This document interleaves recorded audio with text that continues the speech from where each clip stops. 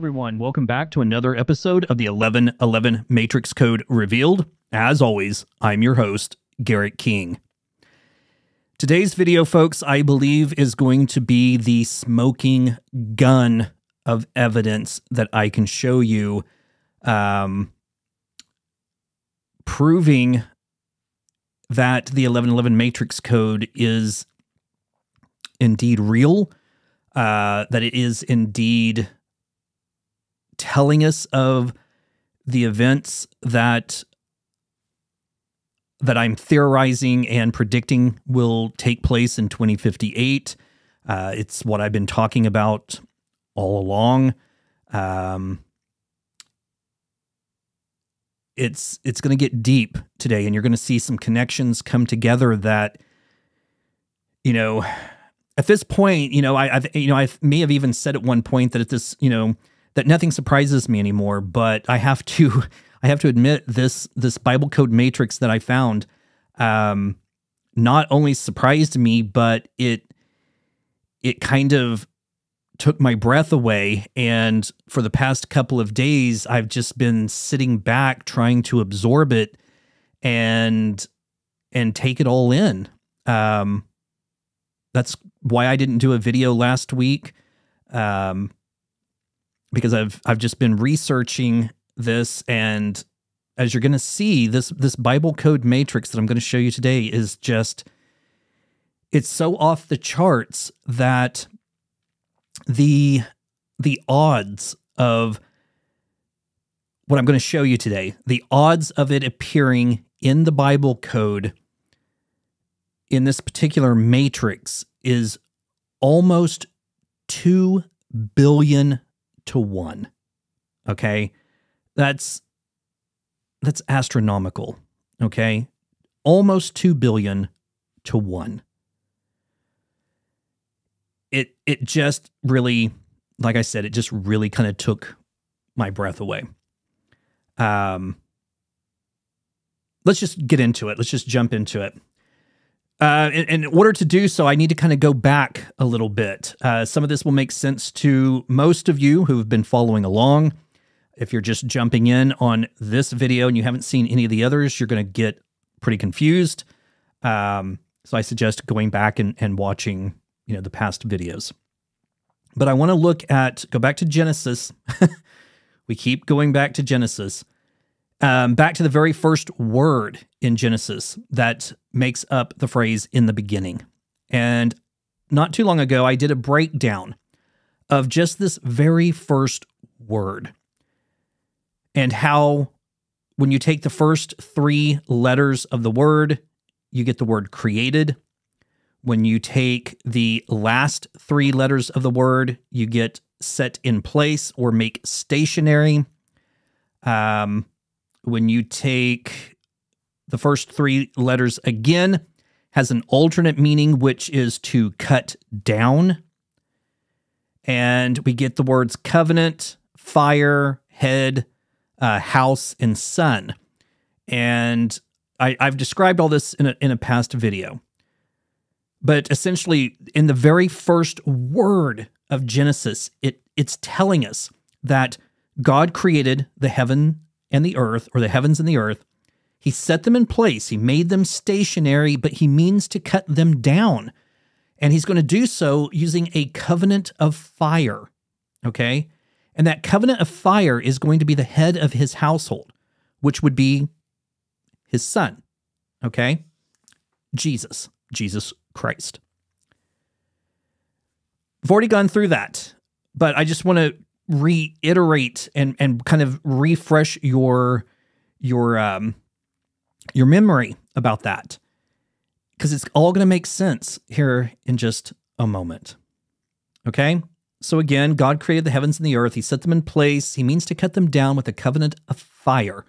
And that covenant of fire will be the head of his household, his son, who we know as Jesus Christ. All right. With that being said, it's very odd how I came across this matrix, this Bible code matrix. Now, what I've been doing is I've been reading Michael Drosnin's Bible Code books, 1, 2, and 3. I'm kind of jumping around. I'm not just reading them straight through. I'm just kind of jumping to certain things that, jump out to me as being incredibly interesting. And one of them was a chapter that he had called, I think it's called Alien.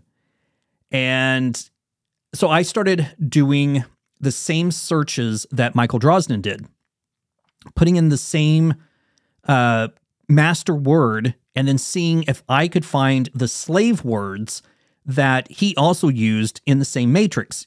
And sure enough, I found everything that he found. Okay? So he wasn't making anything up. He wasn't falsifying anything, trying to deceive us in any way. The very stuff that he shows in his books, the matrices that he shows, I have confirmed that they are there. Okay? But it got my mind thinking, and I put in the term extraterrestrial. Okay? And it's weird when you think about it. The steps that I went through that led me to this matrix that I'm going to show you today. And again, it's not coincidence. It simply cannot be coincidence. But I found the term extraterrestrial, and it was running vertically, okay? So straight up and down. And what I started doing was I stopped typing in words, trying to think of words that I might find in the same location, okay? Now, yes, I started with extraterrestrial, but what I started doing was looking at all of the letters around the word extraterrestrial. And all these phrases that 100% relate to the event of 2058 that I've been talking about began to emerge. And I was shocked. Shocked. Because not a single word that I'm going to show you in this matrix appears naturally in the Bible. And what I mean by that is none of the words or phrases that I'm going to show you are running horizontally. All right? And when I say horizontally, I mean obviously from right to left, like you would read Hebrew. But they don't appear like one letter right after another horizontally. They're either running vertically or diagonally. And they appear in such close proximity to one another that, again, it's so far off the charts that it has close to a 2 billion to 1 chance or odds of appearing in the Bible in this way. So let me show you the matrix, and I've named this one Fire of Jehovah. So here's the matrix, and you can see how the words are so close to one another. They're very, very close. And in fact, there's this bounding box that is going around it that makes up this particular matrix. And there's something incredibly unique about this matrix that we're going to look at here in just a moment. Now, here is the report that, and the software that I use to find this matrix is Code Finder, and it's the Millennium Edition. It's available. It's around $50. I think it's around $54. It's for Windows. It's fairly cheap. Fairly cheap. I know that, everything is going up. Groceries, gas, you name it, everything is going up. But if you have the means in which to purchase this software, I highly suggest doing so and seeing what you come up with. because it's incredible. It's incredible what I'm finding. But let me show you the report, and this is the report.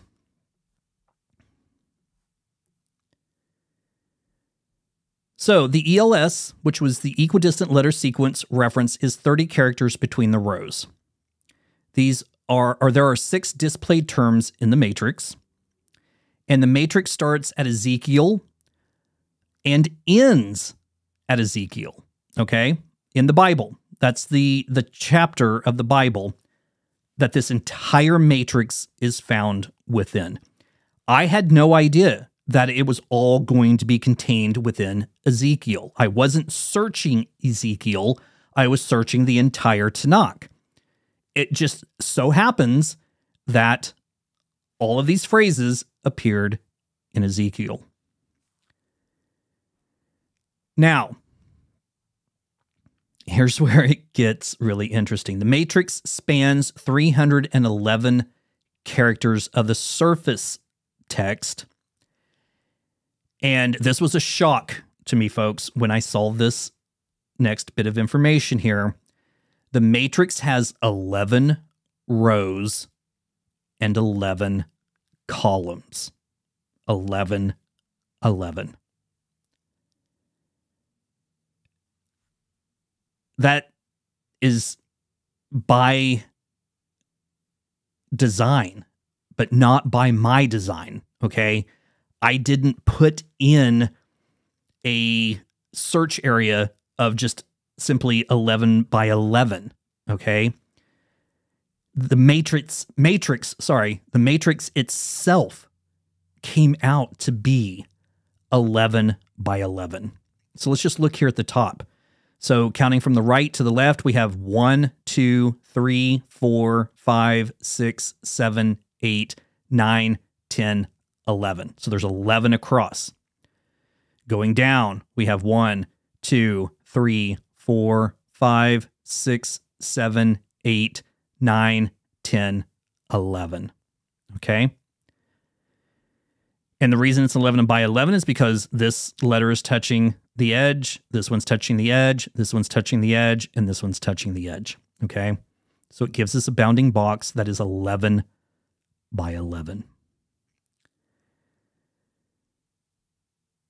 Now, the matrix odds, here's the odds, here's the chances that I was talking about of this appearing in the Bible.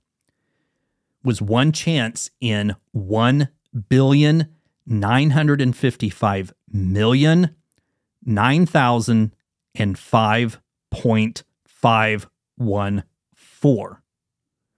That is a significantly high number, and it puts it entirely out of the realm of coincidence or chance, okay? Because again, most scientists will say that even a 1 in 100 chance is beyond coincidence. And now we're talking about a billion.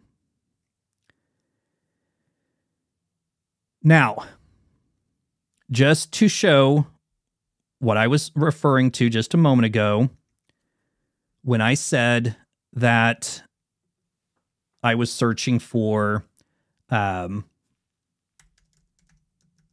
word extraterrestrial, okay? And that I found it. So I'm going to show you here in Google Translate. I'm going to change it over to Hebrew and turn on the keyboard here so I can type in these letters. So what I'm going to do is I'm just going to start typing. The word extraterrestrial is right here, okay? So we're going to start with, and it's running from the bottom to the top, okay? So we're going to start here. And we're going to go boom, boom, boom, and boom, okay? So we get alien. And if we keep adding the next letter going up, we get an alien. But let me back up here for just a second. Whoops, didn't mean to do that. let me start over.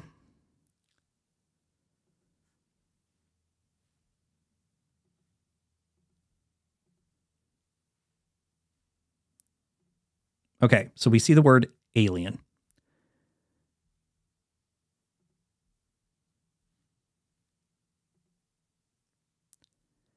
And if we come and add the letter in front of it, which is this one right here, we get the alien, okay? So the alien, the extraterrestrial, it all comes up. Because let me show you something here. Look very closely at the Hebrew letters that make up the word alien, okay? And in fact, let's just copy these, and how do I want to do this? Crap.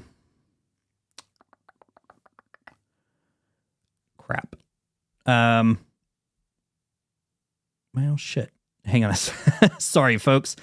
I just want to show you. So I'm just going to come over here to this document, and I'm just going to paste it in the letters that make up alien, okay? So we can see them right here. Now I'm going to come back over to Google Translate, change it to English, and type in the word extraterrestrial. Look at the letters, okay?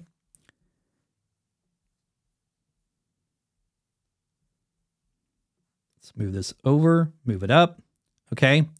They're exactly the same letters. So it's extraterrestrial, alien. It has the same meaning. And we can even click on here and see alien, extraterrestrial. We can see it even down here. So it's all has the same meaning. But that's what I searched for first. It was only after going through and looking at the other letters around this that everything else began to emerge. So let's move this down.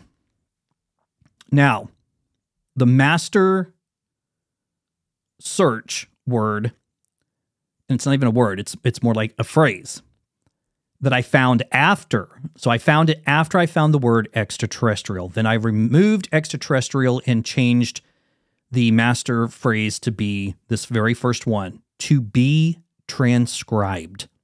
Okay? To be transcribed.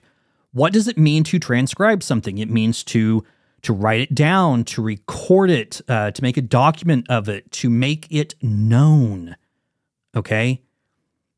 To be transcribed. That's what this word is running right here in red. Now, right over here, this other word going straight up and down vertically is the word fire, okay? Fire. And it is butting up directly to the phrase of Jehovah. Of Jehovah. Now, keep in mind, Jehovah is another name for God. Then, right next to fire of Jehovah, we have the year 2058. Now, again, remember, back in this time period, they didn't have a number system the way that we have now with the symbols like 1, 2, 3, or whatever, like Roman numerals. They used the alphabet in place, in place of numbers. So we have the year 2058, and it's running diagonally. It's this letter, and this letter. It makes up the number 2058. And then in green, right here, also running diagonally, is the phrase, will emerge from. Will emerge from. And then in blue, running diagonally, and this is what really shocked me, is this name appears diagonally right in this 11 by 11 matrix with all this other information. And the name is Jesus Christ. Jesus Christ, folks. It's right here. So think about this. To be transcribed, to be written down, to be documented, to be told that the fire of Jehovah in 2058 will emerge from Jesus Christ. Now think about that in terms of what I've been talking about when I mention a solar flare event and Jesus Christ not being the Son, S-O-N, but S-U-N.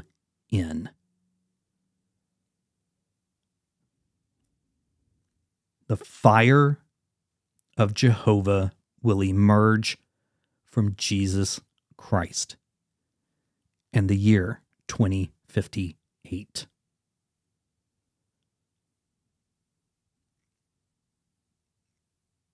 It's incredible, folks. It is incredible. And again, it has almost a 2 billion to 1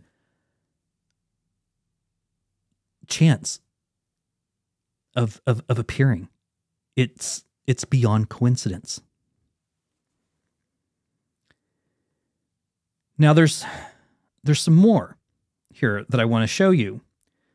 So again, this matrix appears in 11 rows and 11 columns. 11, 11. We're getting the name Jesus Christ.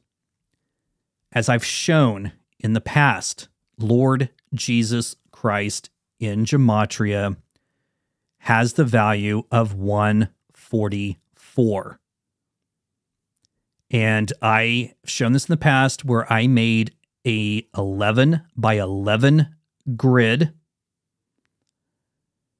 And essentially it's a multiplication type table. Okay, so we have 11 in the corner here, 11 in the corner down here. So 11 times 11 is 121. And I showed, let me move this out of the way. I showed how you get the cross right in the center. And it has the value of 144. And if we begin to move down, you'll see that every single one of these totals is 144. Lord Jesus Christ. Again, within an 11-11 matrix grid. So let's move down. So as we move down, we see that the cross begins to span out. Okay? Until it gets to the edge. Every single move totals 144. Then it begins to move around the grid until it comes back to where it meets in the middle there. It keeps going. Every single value, 144. And then it begins to move inwards. As it moves inwards, we get this shape. Okay? Sorry, I clicked off of it, so it went away. But as you saw at the very beginning here, we had the cross. And as I mentioned before, the number 36 is not being selected at all. That's why over here, it is black. But as it moves down, goes around the grid to the corners, starts to come back in, we get this shape, which is the 4 corners that we see here. That's exactly what we have here, which gives us the opposite of the cross. Okay, so that would fit nicely right inside there, just like so. All having the value of 144. And then it begins to move around. It touches every single number in this 11-11 grid until it gets to the very end. And it stops on the numbers 12 and 24 and 36 and 72. Now, if you recall, when you take 12 and 24 and put them together as one number, which would be 1,224, in Gematria, it produces the phrases, the world on fire, Let us start from the beginning. It's not over. The heaven and the earth, utility blackout, and it's time to leave. Now think about that, folks, all in conjunction with a solar flare event, the world on fire. I've talked about a reset. That is us starting from the beginning, starting over. It's telling us that it's not over. We're starting over. And then we get the reference to the heaven and the earth, the very beginning of Genesis, where it talks about in the beginning, God created the heavens and the earth. He set them in place. He means to cut them down with a covenant of fire, and that covenant of fire will be his Son, Lord Jesus Christ. The bottom numbers that it stops, 36 and 72, when you combine those into a number, 3,672, we get the phrase, the end of all things is near. Therefore be alert and of sober mind so that you may pray. Think about it, folks. Think about it. Now, there's another unique connection here. In the cipher, what I called the God matrix, this is where I took all of the numbers that were generated in the 1111 matrix code. I chose the number 4 because that's what 1111 would reduce to. 1 plus 1 plus 1 plus 1 is 4. And I went through, put all the numbers together just like a book. No spaces, just one number repeated after the other. I started with the first number, counted over 4, selected that one, counted over 4, selected that one, and so on. I removed all of the numbers in between. Okay? Essentially, I did an equidistant letter, but in this case, it would be number. So an ENS, equidistant number sequence of 4. And that produced this entire grid of information that you're seeing here. Those of you that have been following along, you know exactly what I'm talking about. For those that are just jumping in on this video, again, you're going to have to go back and watch the past videos for this to make sense. But there was some information that came through, some incredible information, and it seems to be telling us what we need to do. I'm trying to see where it is here. I think it's back up here. Yes, it's right here.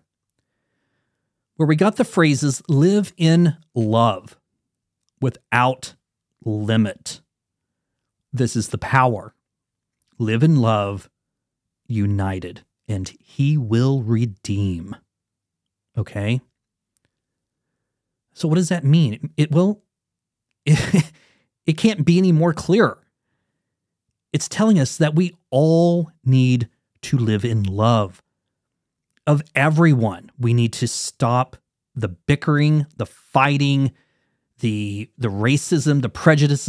I mean, everything, every bit of it. We need to learn to love one another.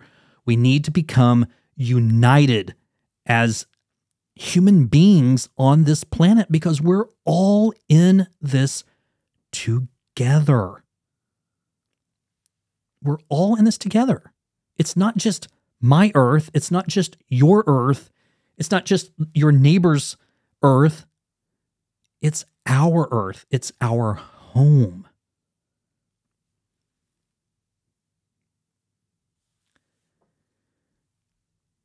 But there's some information here that I just want you to pay attention to when I start talking about Ezekiel and the even further odd connection of all this information appearing only in the book of Ezekiel. So I didn't know anything, okay, about Ezekiel. And so I started doing research. And I'm just pulling up my phone here so I can read this information to you that I found. So Ezekiel prophesied that the exiles from both Judah and Israel would return to Palestine. And it says, in the imminent new age, a new covenant would be made with the restored house of Israel, to whom God would give a new spirit and a new heart. Okay, so think about that. We're getting the word covenant, a new covenant. And we're getting told to whom God would give a new spirit and a new heart. What does that mean? Could it be a reference to the reset? Okay. This whole reset that I'm talking about, that's what this solar flare event would be in 2058. It's going to be a reset, just like Noah's flood. And we will all emerge after the reset with a new spirit and a new heart, okay? That is suggesting a starting over. Starting over. You're starting over new. You're starting over fresh. It's a new beginning. Now, I want you to focus really quickly here on the word united when I read you this next part. So it says, what is the main purpose of Ezekiel? Well, Ezekiel attempted to sustain his fellow exiles by striving to keep alive their traditional religious beliefs and by fostering a spirit of unity with one another. A spirit of unity. United, becoming united with one another.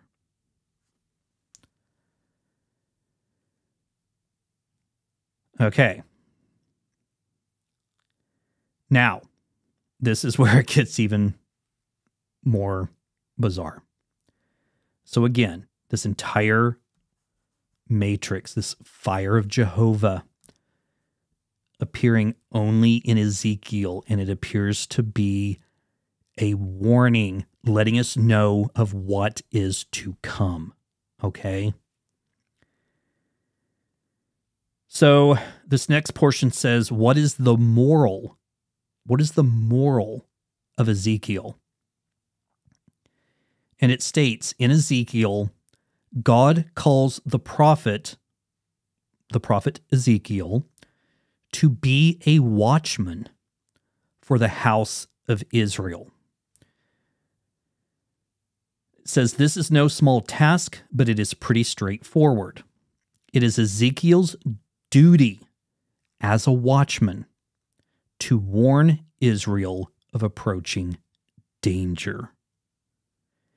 If they do not turn from their evil ways, God's judgment will soon be upon them.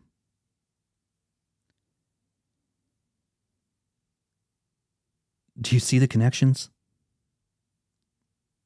It can't get any more clearer than that. It is telling us that if we as a people do not come together and change this world for the better,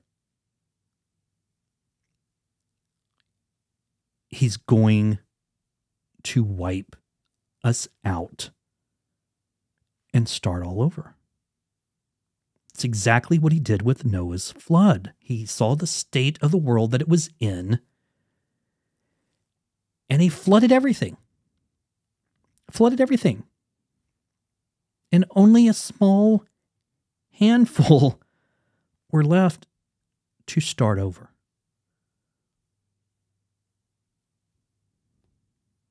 And that's what's going to happen this time. If this prediction is correct. Again, I don't want to speak in absolutes, but when these connections start coming together in this way, it's hard to deny it. It is beyond coincidence, folks. It's beyond coincidence, because keep in mind, when all of this information started coming to me, I wasn't even looking at the Bible code at all. I mean, I wasn't even, I was focused on this 1111 matrix code. And as things began to progress, it began to progress and progress and progress. Then, and then doing the equidistant letter sequencing, that is what triggered me to start looking at the Bible codes. And again, what are the chances of finding in a matrix that is 11 rows by 11 columns the very phrase that it is to be transcribed, the fire of Jehovah in 2058 will emerge from Jesus Christ, the Son.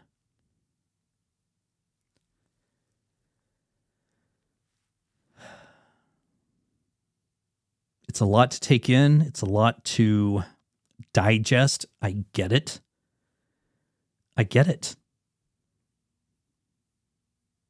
But we have got to start doing something. Something. What are we doing to come together as a people? What are we literally doing?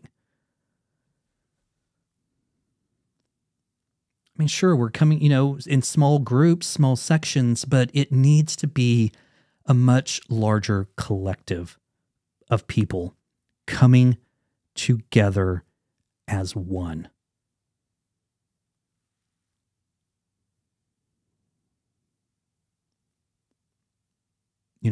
And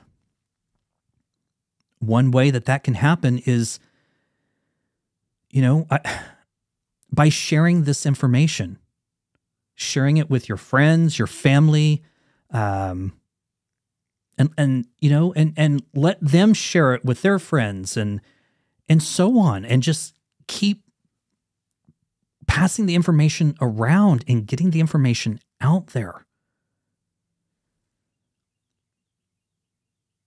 And like I said, any one of you can purchase the software. It's less than $60, and you can do this exact same search of what you see on my screen here, and you will find this information. It is there. It is absolutely there 100%.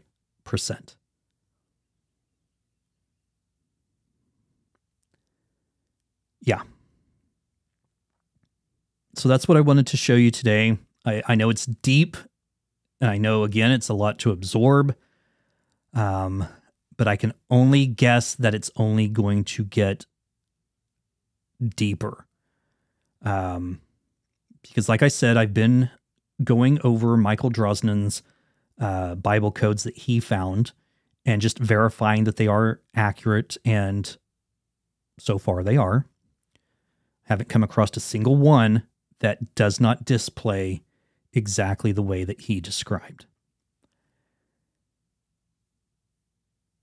But what I will probably be showing you next time is Michael Drosnin asked in one of his books, he asked of Eli Rips if he ever thought that we would be able to see the Bible code in its entirety.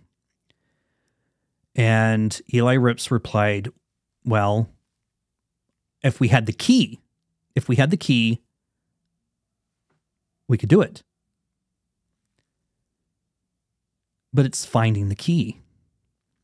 So Michael Drosnin began to search through the Bible, using the Bible code software, for the key. And he believes, or believed, he's passed away, that he found the location of where the key is. And that's what I'm going to be talking about next time. Mixed in with that is going to be mixed in some information about where our DNA actually came from. And that's going to be interesting as well. So I don't want to give too much away. If any of you have read the Bible Code books, then you probably already have an idea of what I'm talking about. But for those of you who haven't, stay tuned. It's going to get incredibly interesting.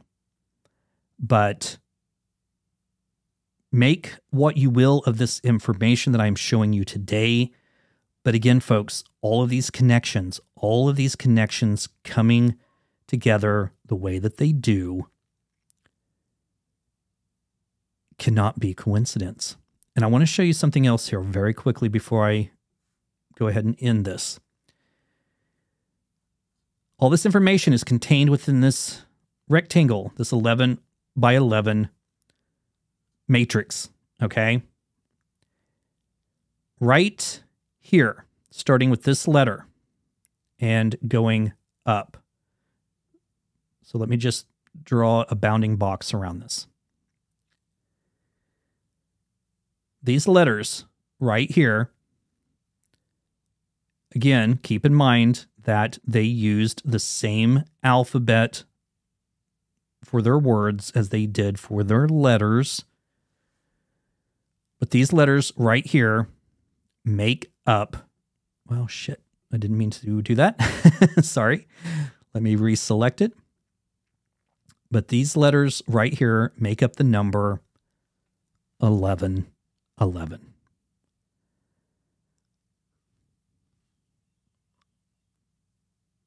And it's hovering above everything else.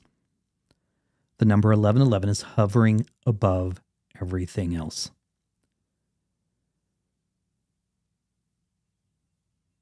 And the simple fact that the grid below it is an 11 by 11 grid. And it even shows us right here. The matrix has 11 rows, is 11 columns wide, and contains a total of 121 characters. 11 times 11. And again, folks, think about those odds, the chances, the mere chances of this appearing in the Bible is almost 2 billion to 1.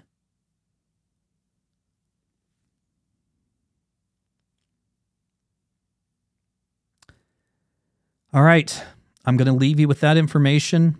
Let me know what you think in the comments. I do want to state that I appreciate every one of you who watches my videos. I appreciate every single one of you who gives them a thumbs up. Unfortunately, the number of people that watch and the number of thumbs up don't meet together. Many people just watch and go about their merry way. You know, it does help that you give the video a thumbs up. You know, it helps the algorithm. It helps get the video out there so other people can see this information. But I'm not going to sit here and just beg and beg and beg and beg and beg for you to like my videos. Either you like them or you don't. But if we're going to get this information out there, if we're going to do anything at all, it needs to be now. It needs to start now. That's why this information is coming to us now. We have time. We have time to make a change. And we can either sit back and just watch everything unfold and do nothing about it, or we can start becoming united as a people.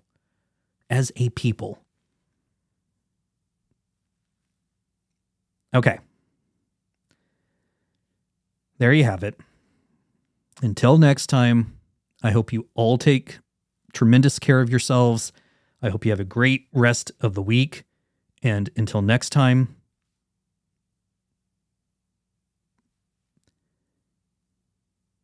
yeah, keep peace with your soul. And, you know, there's one of my favorite poems, one of the phrases in it is, keep peace with your soul.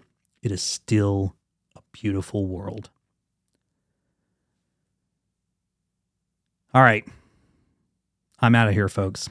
So till next time, take care. Bye-bye. Okay, folks, really quickly before I end this video, I saw something that was incredibly interesting as I was editing the video down, getting it ready to upload. And so I wanted to go ahead and kind of tack this on to the end of this video because, again, it's just another one of those strange occurrences that, again, just feels beyond coincidence. So looking at the skip of all of these phrases, okay, up here. So we have 30, 31, 31, 31, 30, and 92, okay? Let's go ahead and add all of those numbers together. So we have 30 plus 31 plus 31 plus 31 plus 30 plus 92. Okay, we get the number 245. Very few of you will probably remember this, but in the very beginning, the very first video that I did, I talked about when I started seeing the number 1111 and how I had started trying to find connections to the number. Like, what did it mean? Why was I seeing it over and over and over? And were there any connections in my own life that played into this number 11 or 1111? And as I began to, look at, I began to find the connections such as, excuse me, my name after I got married to my husband and changed my last name to King, my name became 11 letters long. And, first name ends in K, last name begins with K. K is the 11th is the 11th letter of the alphabet. And so encoded in my name is the number 1111. But then I mentioned my birthday was September 2nd, which is 9 and 2 is 11. September 2nd is the 245th day of the year. And 2 plus 4 plus 5 is 11. So, yeah. Again, seems beyond coincidence. It really does. So, yeah. I just wanted to throw this on here at the very end. I just found it incredibly interesting as I was looking at the numbers, and lo and behold, that emerged. So just wanted to share it with you guys. So until next time, take care. Bye-bye.